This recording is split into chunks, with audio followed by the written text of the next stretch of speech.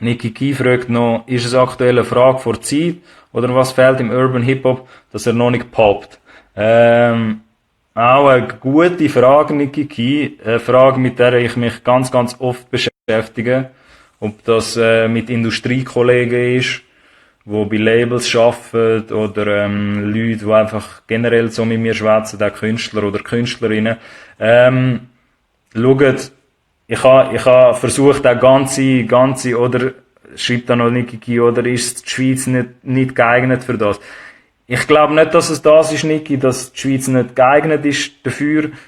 Als Disclaimer, das ist jetzt halt meine persönliche Meinung, die da mit reinkommt, weil oftmals mache ich sie auch sehr neutral oder versuche das, was im Cola-Podcast da stattfindet, sehr so neutral und objektiv wie möglich zu betrachten.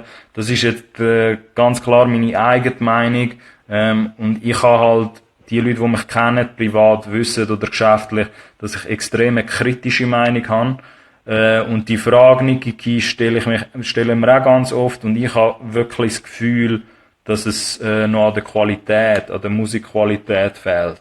Also ganz, ganz viele, wenn man es jetzt von Urban Musik hat oder eben Hip-Hop in der Schweiz, ganz viele tun sich da total überschätzen, meiner Meinung nach.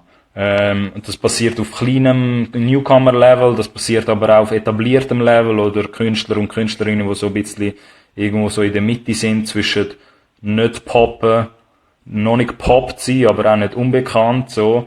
Und, der Grund, wieso man noch nicht so viele Sachen in den Streaming-Charts sieht, in den Schweizer Streaming-Charts, weil, let's face it, so, für die das noch nicht so ganz nachvollziehen können, Streaming-Charts, ob man dort in der Top 10 ist, oder dort in den Charts, das bestimmt, ob du relevant bist oder nicht. Also du kannst auch, also erfolgreich relevant, rede ich jetzt mal davon, ob du wirklich, wirklich konsumiert wirst.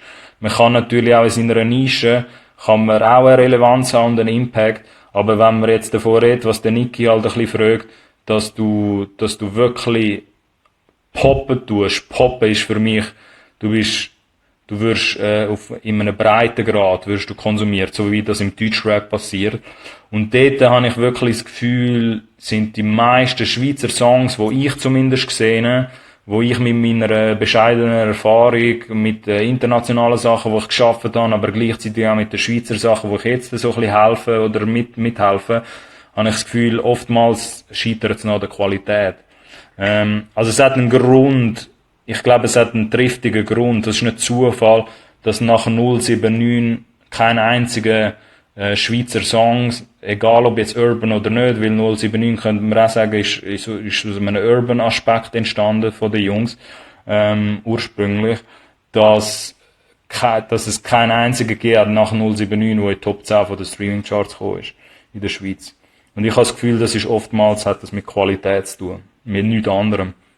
Also klar, es hat auch andere Faktoren, so müssen wir auch, so das Ganze, es hat zu wenig Schweizer Playlists und all das Zeug. Ich will nicht pauschalisieren und sagen, es ist nur das.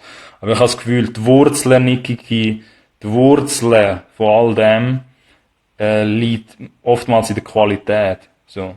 Und wenn du dir das halt am Anfang mega, mega aufhypen tust und das Gefühl hast, du hast geilere Musik, als du tatsächlich hast, kann das natürlich auch mega fatale Folgen haben, weil du nachher genau das Gefühl bekommst, vielleicht, ja, wieso popp ich noch nicht, so. Dabei hast du vielleicht erst 15% vom ganzen Markt abgeholt. Also man muss auch ein bisschen verstehen, als Künstler oder Künstlerin, wo man steht im Markt, wo man gerade ist, auf welcher Ebene man gerade ist, weil es hat verschiedene Ebenen da.